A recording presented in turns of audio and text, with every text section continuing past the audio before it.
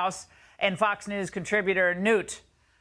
They know how to grow the economy. They actually do, because Trump was doing it. But they decided to do the opposite at the beginning of 2021. This is their policy, is it not? Sure. Look, you have to understand that the weird elements of the Democratic Party are now dominant, and they live in a fantasy world. And the only way they can survive is convincing the rest of us that their fantasy is okay. We were struck on Good Friday. We went by McDonald's and picked up the filet of fish, which is now about half the size of the filet of fish before Biden. Every time you turn around, you're reminded that these policies of the Biden Democrats do not work. Well, not a matter of ideology. You can't build enough electric cars that people want, which is why there are now thousands of cars sitting on lots. The head of Hertz lost his job for buying too many electric cars. The average American is saying, no, I don't want it. And the answer on the weird left is, we don't care. We're going to impose it.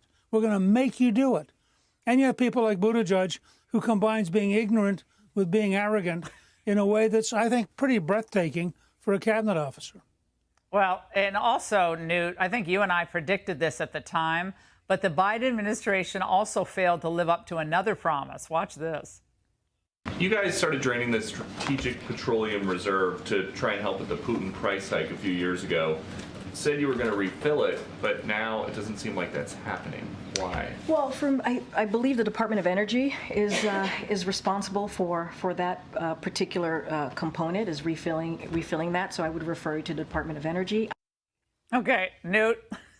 She's acting like the Department of Energy is like a separate government in a separate country. Okay, look, they knew what they were doing when they drained the reserve, did they not? Of course, of course. Look, first of all, let's be fair. She is the worst press secretary in history. But since she's trying to defend the worst administration's policies, she doesn't really have much of a fighting chance. The left doesn't like oil. It doesn't like gas. It has a fantasy belief that between wind and solar, you can give up everything else. It's totally false. It's literally physically impossible.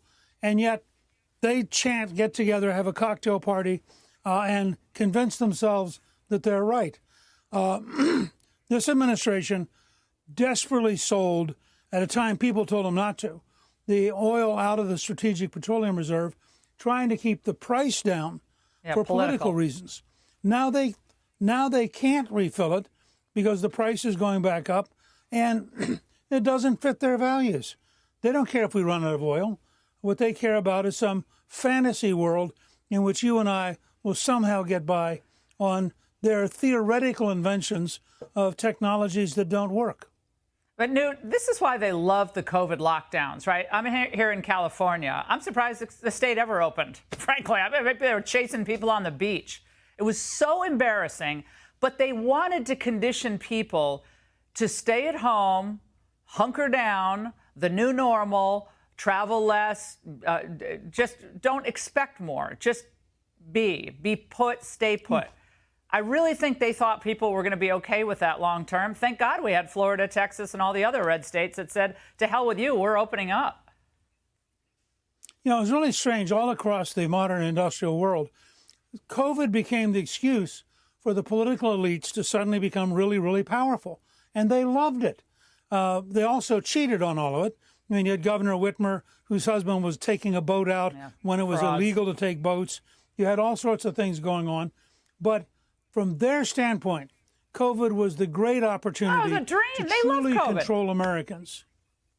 Yeah, I mean, this was the best thing ever for them. Right. Uber Eats, sit at home in your sweatpants all day, like wait for the next Uber Eats and check from the government. I mean, this is socialism on display. They loved it.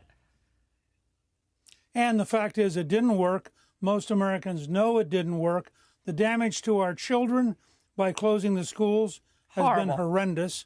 And I think, frankly, part of the reaction we're seeing that leads to a Donald Trump victory is people are sick of politicians who not only dictate what you should do, but then cheat and don't do it themselves. So they set Yeah, up they're- rules for you because they know they're not going to obey the very rules that they're creating. Newt, I want to play one soundbite from President Biden today, where again he thinks this is all a messaging problem. So they're trying out new messaging. Watch. We have to remember who we are. We're the United States of America.